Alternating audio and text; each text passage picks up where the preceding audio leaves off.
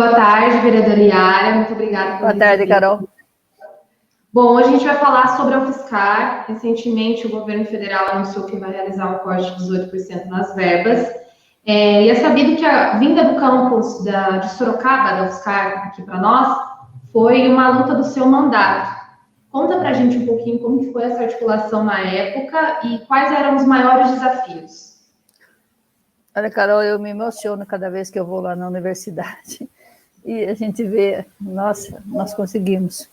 Foi uma luta muito, muito árdua. Meu mandato como deputada começou em 99. Então, eu já comecei em 99 a discutir esse tema de trazer para cá a universidade pública, porque nós tínhamos aí várias mobilizações que aconteceram em Sorocaba, pelos jornais, forças políticas da cidade, mas elas nunca se pautaram, de fato, para uma universidade pública. Acho que Sorocaba não tinha muita ideia não do que seria uma universidade pública.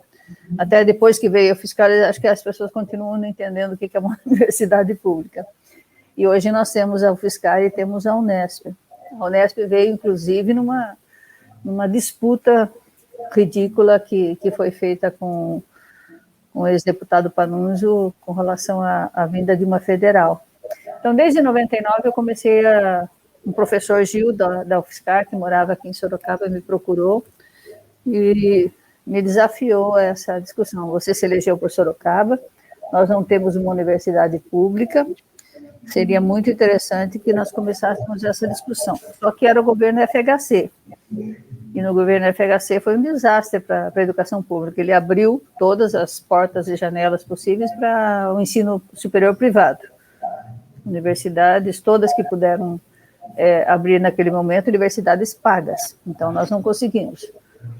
Eu apresentei projeto naquela época. Era muito difícil a vida das universidades públicas, e nós lá na Câmara Federal, fazendo parte da Comissão de Educação, me lembro do ministro Paulo Renato, que ele não recebia sequer os reitores, só recebia os reitores e um recurso a mais que havia para as universidades, não havia contratação de um professor sequer, nenhuma expansão no governo do Fernando Henrique, sociólogo da USP. Recebia os reitores se os deputados fossem juntos, um grupo de deputados da Câmara fossem juntos, porque recebesse e ouvisse as universidades federais.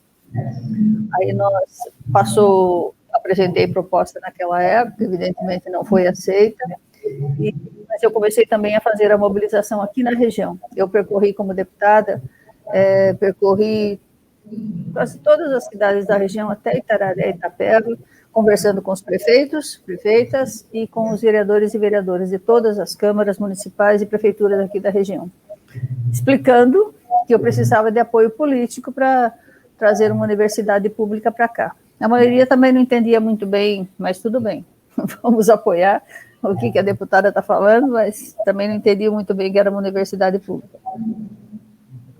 Mas no governo do presidente Lula, e num programa que eu e tantas outras pessoas ajudaram a escrever, principalmente, ajudei a escrever no programa do presidente Lula os temas da educação, da questão da mulher, daquilo que se transformou na área da habitação, que se transformou depois no programa Minha Casa Minha Vida. Então, quando o Lula entrou, ele tinha um projeto para o país, não é como agora. Nós elegemos aí, eu não elegi, mas o Brasil elegeu um presidente que ninguém sabia que projeto político que ele tinha, não tinha nenhum, como demonstra agora que não tem nenhum projeto para o país, nem de economia, nem de nada. Se me perguntarem agora, como é o nome do ministro da Educação hoje, eu não sei, você sabe? Você sabe, Carol? Na roda dos ministros desse governo é meio difícil acompanhar, né? Já teve um pior que o outro, esse atual fica trancado lá no MEC, no Ministério da Educação, ninguém nem sabe a que veio, só sabemos dos prejuízos. Aí no governo do presidente Lula estava no plano de governo a expansão das universidades federais, os institutos federais, como nós trouxemos para Sorocaba também, o IFE, Instituto Federal de Educação Tecnológica. Então, vamos entrar na disputa, porque o Brasil inteiro queria expansão de universidade. Então, essa maratona que eu fiz pelas cidades ajudou. Uma das primeiras discussões, nós reunimos quase umas 300 personalidades políticas ali na escola Fernando Prestes, Rubens e Faria, desculpe, ali no centro, perto da rodoviária de Sorocaba, e fizemos uma grande mobilização, com assinaturas, prefeitos, vereadores presentes. E depois, quando entrou o governo do presidente Lula, nós estávamos na pista aí, nós queremos universidade para a nossa região. Nós tínhamos um vazio aqui na região de Sorocaba, daqui até a divisa com o Paraná, nenhuma vaga pública. Então, a nossa região foi prestigiada. A UFSCar de São Carlos foi encarregada de se expandir pelo interior de São Paulo. E aí nós conseguimos, no governo do presidente Lula, a expansão para cá. Com muita dificuldade, inclusive rejeição da cidade de Sorocaba, mas essa é uma outra história. O Ministério da Educação aprovou, vai ter expansão da Universidade Federal para a cidade, para a região de Sorocaba. Onde vai ser? Não tinha. O prefeito Renato Amari sequer me recebia como deputada federal para discutir isso. Aí teve uma disputa, o deputado Panunzi queria trazer a Unesp, e eu dizia, mas melhor que uma universidade pública, só 2 universidades públicas, traga a Unesp, ele que nunca tinha feito nada pela área da educação, e não tinha nada para fazer mesmo no governo Fernando Henrique. No governo Lula veio a disputa e veio a implantação da Unesp para cá também, que está hoje reduzida ainda, sem prédio próprio, com prédio próprio sim, mas sem terreno para isso, para expansão, com 2 cursos só de engenharia. Mas aí a UFSCar veio, no governo do presidente Lula, cresceu, tem quase 3 mil alunos hoje. Um orgulho para a gente. Foi só no governo Lippe, que o governo Lippe resolveu se sensibilizar e trouxe para nós, cedeu um terreno na cidade de Sorocaba de 700 mil metros quadrados, que é pouco ainda. A Federal de São Carlos, em São Carlos, tem 600 hectares. A nossa aqui só tem 700 mil metros quadrados. E ela precisa de terreno e precisa crescer, para ter mais cursos, inclusive. Com certeza, mas eu acho que antes da gente falar dessa projeção de mais cursos, né, a gente tem que ver o que está acontecendo agora, que já não está conseguindo, o orçamento da universidade já não está conseguindo dar conta desses alunos que estão, desses cursos que estão lá. Eu queria saber, depois de tanto trabalho, tanta luta árdua para essa universidade vir para cá, como que a senhora recebeu a notícia de que o UFSCar de Sorocaba pode não operar a partir do segundo semestre de 2021 por déficit orçamentário? Esse é o drama de todas as universidades federais no Brasil. Tem um corte aí significativo, coisa absurda nos orçamentos da área da educação para todos. Isso vai se refletir para todos. Mas para a questão das universidades federais é criminoso o negócio. É uma coisa assim, a Universidade do Rio de Janeiro sempre em dificuldades com relação a recursos, ela hoje não tem recursos para pagar as coisas básicas como iluminação. E aqui a nossa nova diretora também já colocou isso, que todas no Brasil. Acho que essa mobilização que aconteceu agora neste sábado pelo Brasil afora foi inclusive contra o governo Bolsonaro e inclusive pela educação pública. Pela educação pública, por verbas públicas, não os cortes para as universidades federais. É um crime, isso é um crime que está se fazendo contra a educação brasileira. Já não chega a todos os problemas que nós temos com relação à pandemia, alunos sem contato com a escola, alunos que abandonam a escola, nós vamos ter esse corte aí ridículo que vai se refletir de forma diferenciada nas mais diversas universidades do Brasil.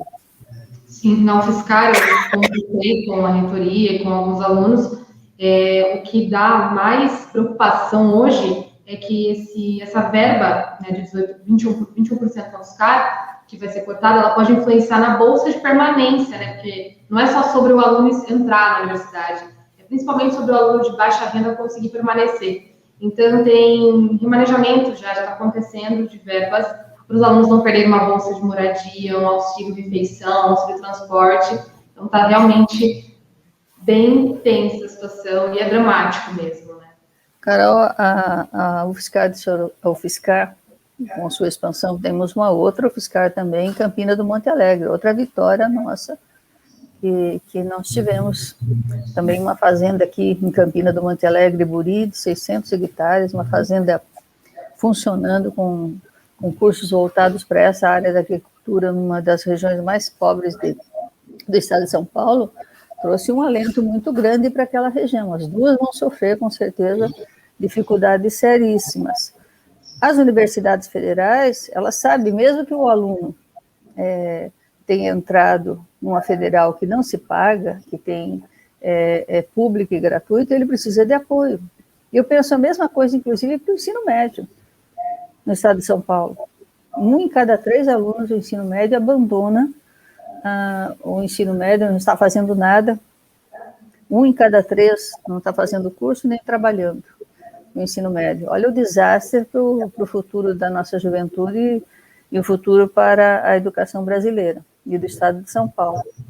E no caso da universidade, mesmo sendo pública e gratuita, os alunos precisam de apoio, eles vêm para cá, eles vêm de toda a região, eles precisam de moradia, precisam de alimentação, da bolsa, muitas vezes para desenvolver pesquisa, essas coisas, tudo isso pode ser cortado, tudo isso pode deixar de existir. A universidade para, vamos falar claramente, tem que ficar claro para a cidade de Sorocaba, para que se mobilize também, que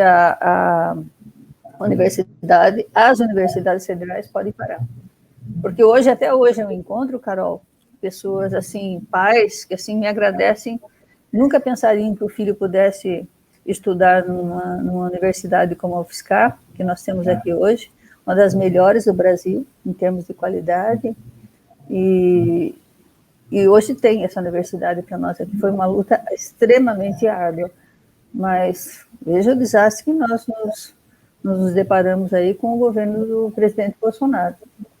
Eu espero que essas mobilizações no Brasil inteiro, nós temos que continuar fazendo, sensibilizem o governo Bolsonaro para passar recursos. Imagine as universidades fechando no Brasil. Sim, e aí já eu